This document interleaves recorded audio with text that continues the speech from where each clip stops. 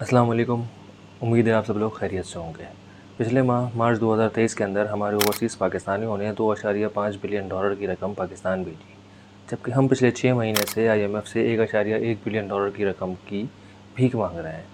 क्या वाकई हमें इस 1.1 बिलियन डॉलर की इतनी ज़रूरत है? क्या वाकई हमें IMF प्रोग्राम की इतनी ज़रूरत है?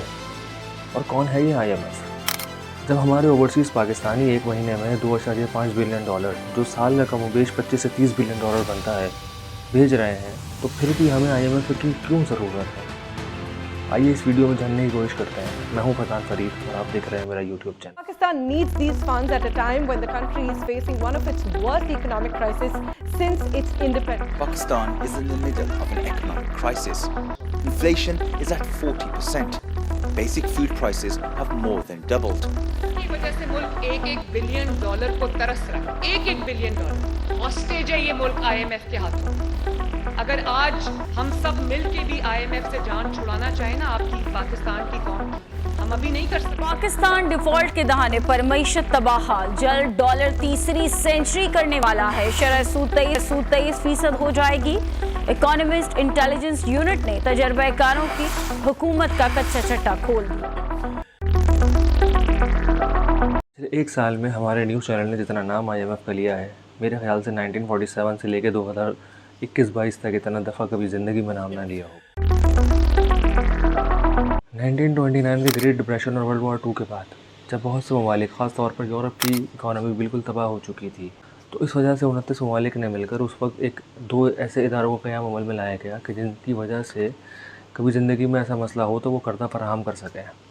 जिनमें से दो इदारे IMF इंटरनेशनल मॉनेटरी फ़ंड और दूसरा इदारा IBRD international bank of reconstruction and development, जिसका बाद में नाम तब्दील करके वर्ल्ड बैंक कर दिया गया। 1947 के अंदर पाकिस्तान एक आज़ाद मुल्क बना और उसके अगले 3 साल के बाद 1950 के अंदर पाकिस्तान IMF का मेंबर बना और 1958 के अंदर अपना पहला बेल आउट पैकेज लिया ताकि उसको अपने आप को डिफ़ॉल्ट से बचा सके। और उसके बाद से लेकर अब तक 22 मरतबा IMF के बाद जा चुका है। हमारा पड़ोसी मुल्क भारत, जो हमारे साथ 1947 के अंदर ही आज़ाद हुआ था, 1957 हमसे एक साल पहले हम 1958 में गए, वो 1957 के अंदर अपना पहला बेल आउट पैकेज लेने गया, जबकि 1991 के अंदर अपना 7वां और आखिरी बेल आउट पैकेज लिया। और 32 साल गुजर चुके हैं भारत को आखिरी दफ़ा अपना बेल आउट पैकेज लिए हुए। 1991 के बाद वो दोबारा बेल आउट पैकेज के लिए कभी नहीं गया IMF के पास, बल्कि वो आज IMF का टॉप 10 मेंबर कंट्रीब्यूटर के अंदर 8वें नंबर पे आता है। पाकिस्तान ने अगले 3 सालों के अंदर तकरीबन 78 बिलियन डॉलर की रकम, जो कि सालाना तकरीबन 25 बिलियन डॉलर बनते हैं, और अगर आज के डॉलर रेट के हिसाब से लगाया जाए तो तकरीबन 7,000 अरब रुपए सालाना। जबकि हम अगर अपनी सारी एक्सपोर्ट और तमाम टैक्स को मिला लें भी, तब भी हम तकरीबन 7-7,500 अरब रुपए कमाते हैं। तो जितना हम कमा रहे हैं उतना तो हम कर्ज़ों की अदायगी में दे देंगे, तो फिर हम मुल्क कैसे चलाएंगे?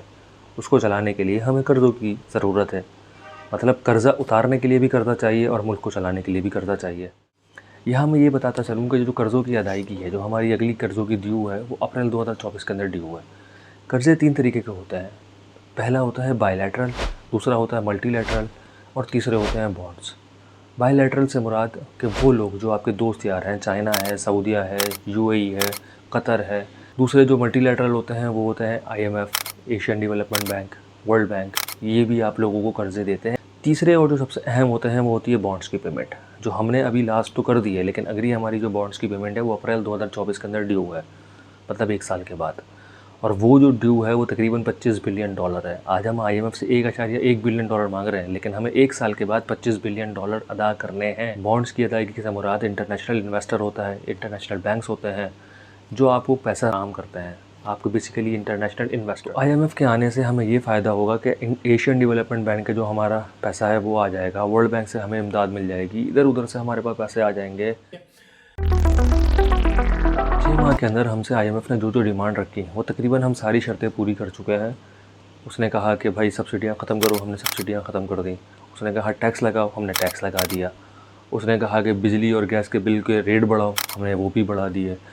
उसने कहा कि अपने दोस्त ममालिक से बोलो कि हमारे मुल्क के अंदर इन्वेस्ट करें, तो हमें सऊदीया ने भी 2 बिलियन दे दिए, वहाँ से चाइना ने भी 2 बिलियन दे दिए, UAE ने भी 1 बिलियन दे दिया, तकरीबन ऑलमोस्ट 5 बिलियन डॉलर हमारे पास आ चुका है।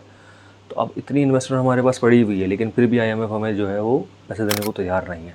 वो उसने तो सिर्फ $1 बिलियन देना है। हमने अपनी क्रेडिबिलिटी इतनी ख़राब कर ली है IMF के साथ कि हमने इतने मुआहदे तोड़ दिए हैं। पिछला मुआहदा इमरान खान साहब तोड़ के गए थे, ये वाला मुआहदा जो है वो शहबाज शरीफ साहब ने तोड़ दिया है। और अब दूसरी वजह जो इकोनॉमिस्ट को लग रही है वो यही वजह है कि भाई अगर IMF आपको पैसे दे देता है, अब ये साल ही इलेक्शन का, अगर ये इलेक्शन हो जाता है, पॉसिबिलिटी यही है कि इलेक्शन होने हैं, आज नहीं होने 6 महीने के बाद होने हैं, अक्टूबर के अंदर में से ज़्यादातर चांसेस यही हैं कि इलेक्शन हो जाएंगे।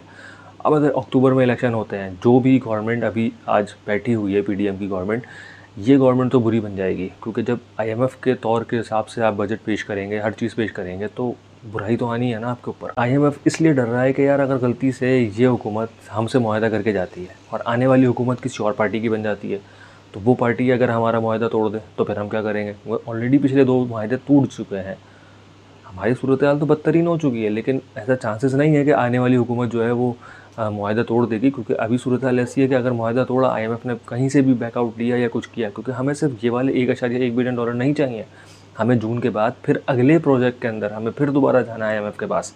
हमें तो बार बार IMF के पास जाना है, क्योंकि हम तो अपने अभी हमारी जो इनकम है वो इतनी है ही नहीं, हम तो इनकम से ज़्यादा एक्सपेंस कर रहे हैं, तो हमें उससे बचने के लिए हमें सारी चीज़ें करनी है।